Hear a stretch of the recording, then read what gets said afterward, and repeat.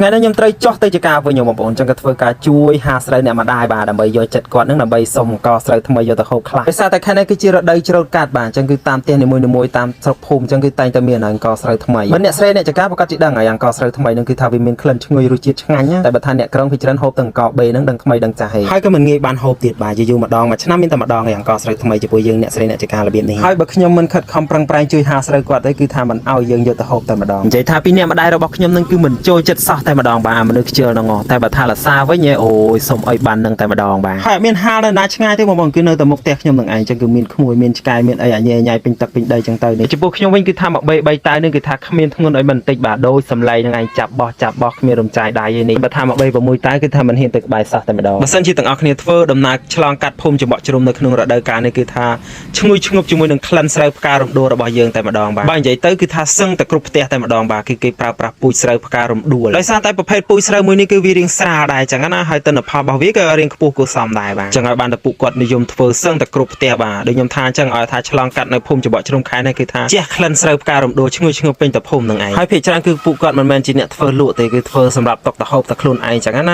ាតែបើអ្នកខ្លះគេធ្វើច្រើនហិចតាទៅគេអាចលក់ដែរបាទតែបើចំពោះក្រុមគ្រួសារខ្ញុំធ្វើសម្រាប់តុកទៅហូបទេប៉ុន្តែបើយើងថាហូបមិនអស់ទៅចុងឆ្នាំចឹងទៅ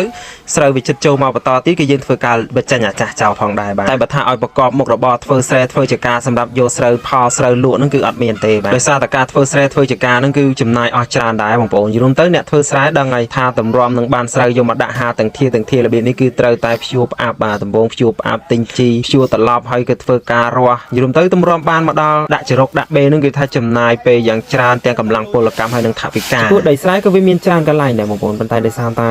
យើងធ្វើសម្រាប់លក់ហ្នឹងគឺវាមិនសូវចំណេញទេបងប្អូនដោយសារតែស្រូវរបស់យើងវាទទួលបានតម្លៃរៀងថោកដែរបងប្អូនយល់ទៅពូជស្រូវផ្ការំដួលខ្មែរយើងគឺជាប់ជាអង្គជាប់ដំណាប់ថ្នាក់លេខ1នៅលើពិភពលោកអញ្ចឹងគ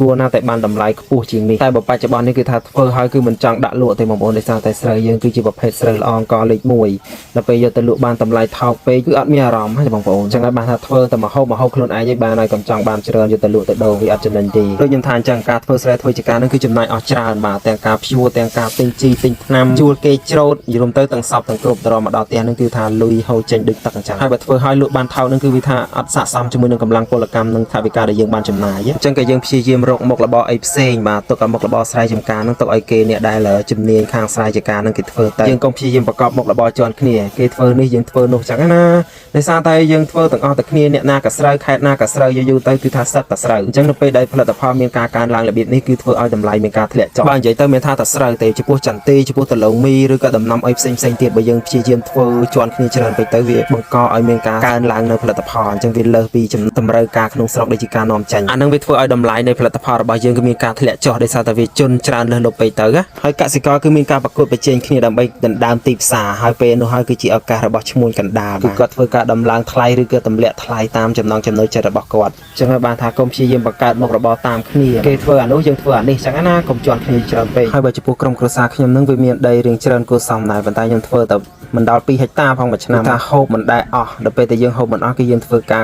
រកិនវាជាអង្គដើម្បីលក់ផងដែរបាទដើម្បីបានជាកន្លែងក្នុងការដាក់ស្រូវថ្មីរបស់យើងចូលនិយាយចំទៅបើមិនបញ្ចេញអាចាស់ចោលទេគឺថាអាថ្មីវាមានកន្លែងនៅវាមិនមានចំនួនច្រើនអីទេបងប្អូនត្រឹមតែមកបេពីបេអញ្ចឹងណាសម្រាប់តែអ្នកភូមិគ្នាឯងនឹងឯងបានជាលក់ឬក៏នាំចេញទៅណាទេចំពោះស្រូវទាំងអស់ហ្នឹងគឺខ្ញុំអត់បាននៅសារទេទាំងអស់គ្នាដោយសារតែខ្ញុំមានធរៈត្រូវឡើងមកចការវិញអញ្ចឹងគឺទុកឱកាសហ្នឹងទុកឲ្យបងអូនស្រីអ្នកម្ដាយអ៊ំហើយដូចជាបងប្រុសក៏ដូចជាក្មួយរបស់ខ្ញុំហ្នឹងគេធ្វើការសារទៅឥឡូវបន្ទាប់ពីយើងធ្វើការដាក់ហាស្រូវរួចហើយគឺយើងធ្វើការរៀបចំអីវ៉ាន់ដាក់លើម៉ូតូរបស់យើងបាទមានទាំងបន្លែបន្លុកត្រីសាច់ក៏ដូចជាអង្ករស្រូវថ្មីដែលអ្នកម្ដាយរបស់ខ្ញុំបានកិនទុកឲ្យបាទនិយាយទៅអត់មានអីពិបាកទេអ្នកម្ដាយខ្ញុំឲ្យតែប្រកែលួងលោមហើយនឹងធ្វើការធ្វើងារបន្តិចបន្តួចដើម្បីយកចិត្តគាត់នឹងគេថាប្រមូលឲ្យអស់ហើយបាទថាស្រូវមិនថាអង្គត្រីសាច់នឹងគឺប្រមូលឲ្យយើងអស់ហើយនេះដូចបងប្អូនបានឃើញចឹងគឺធ្វើការដឹកទៅកន្លែង